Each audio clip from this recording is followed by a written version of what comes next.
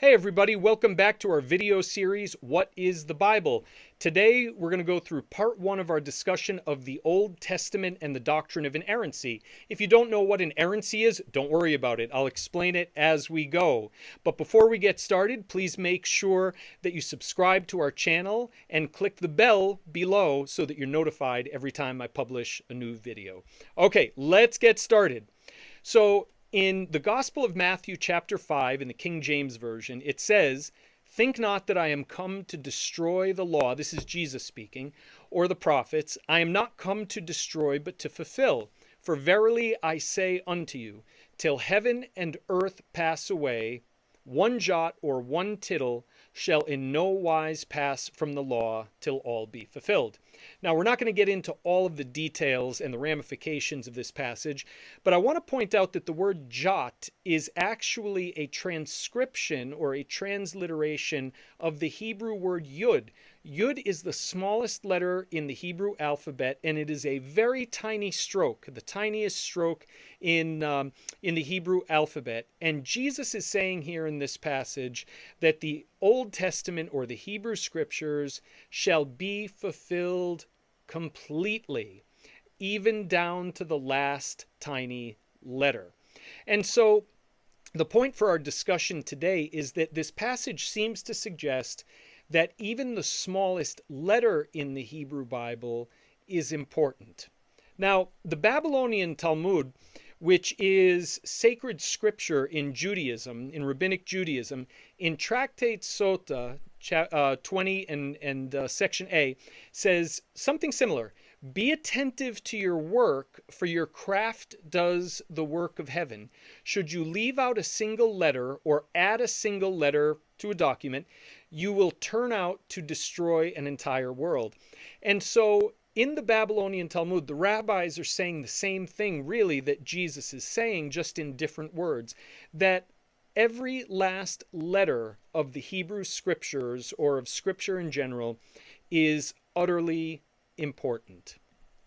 Now, in the Leningrad Codex, which is a manuscript, it's actually the oldest complete manuscript of the Hebrew Bible or of the Old Testament, and it dates to about 1004 AD or CE. We would say that it's a document from the early 11th century.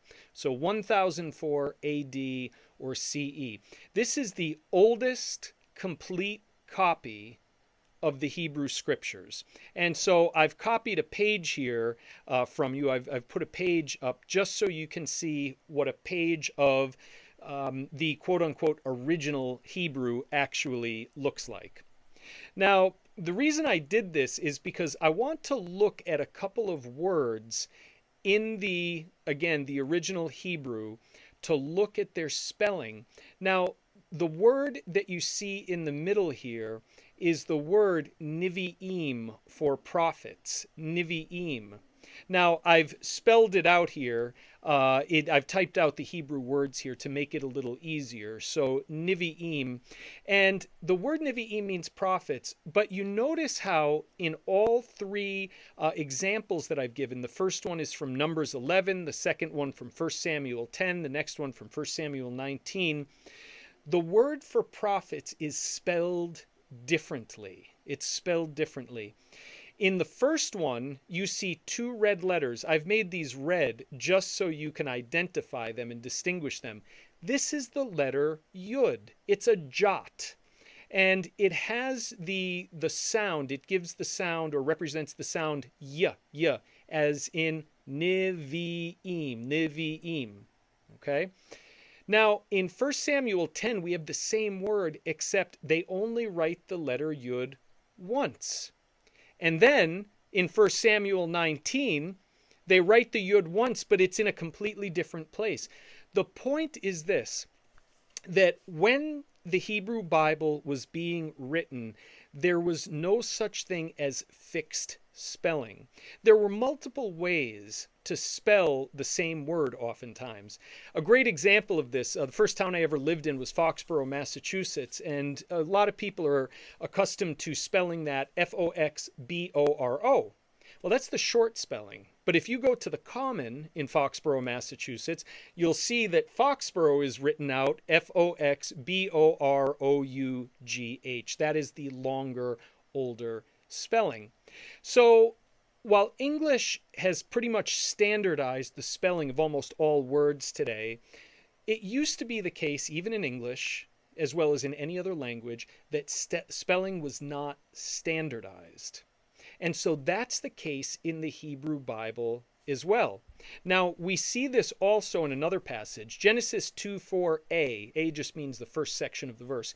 Genesis 2:4a says this: "These are the generations of the heavens and the earth when they were created."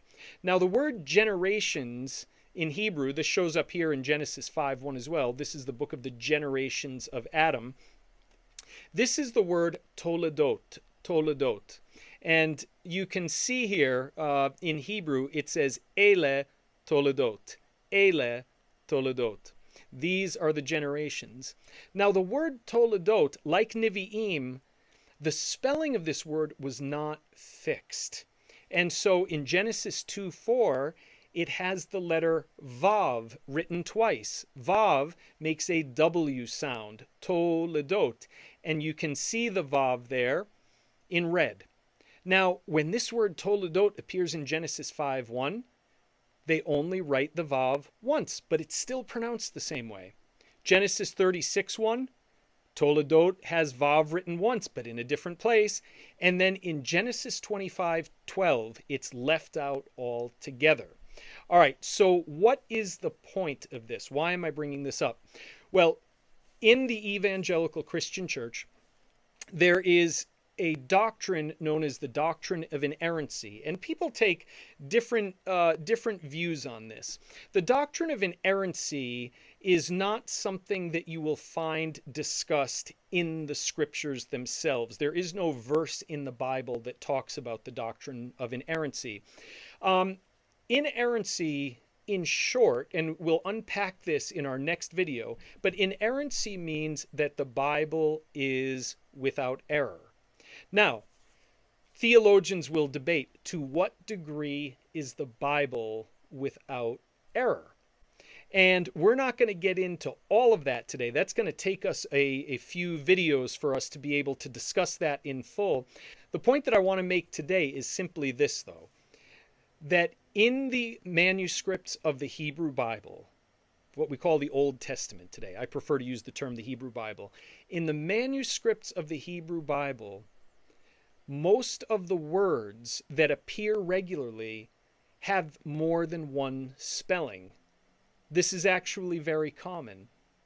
And the spelling of a word in any particular instance can vary from manuscript to manuscript. So sometimes you'll find a word spelled one way in the Leningrad Codex, the manuscript that you're looking at right now, but it'll be spelled differently in the Dead Sea Scrolls.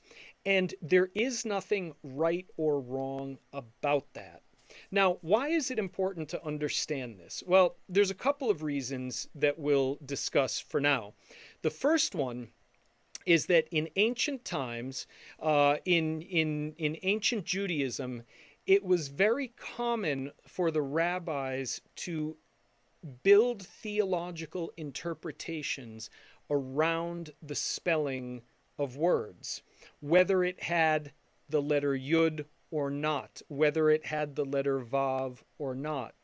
And one of the things we now know, because of the discovery of manuscripts over the course of the last centuries, is that there was no fixed spelling to the Hebrew scriptures until a very late date. We're talking about the 9th and 10th century. And so we don't want to make too much out of the exact spelling of any particular word in the Hebrew Bible. The other reason why understanding something about the spelling conventions in the Hebrew Bible is important, and many of you are probably thinking about this already, is that this whole idea of Bible code rests on the idea that there is one correct spelling for every instance of every word in the Hebrew Bible. The only problem is this idea of Bible code rests on the idea that there is a fixed spelling for every single word in the Hebrew Bible. And that simply is not the case. When we look at the Leningrad Codex and other manuscripts like it, when we look at the Dead Sea Scrolls, what we find out is that Jewish scribes did not have a fixed way for spelling many words in the Hebrew Bible. And therefore, the spelling of biblical words will vary from manuscript to manuscript oftentimes, which pulls the rug out from under this idea of Bible code.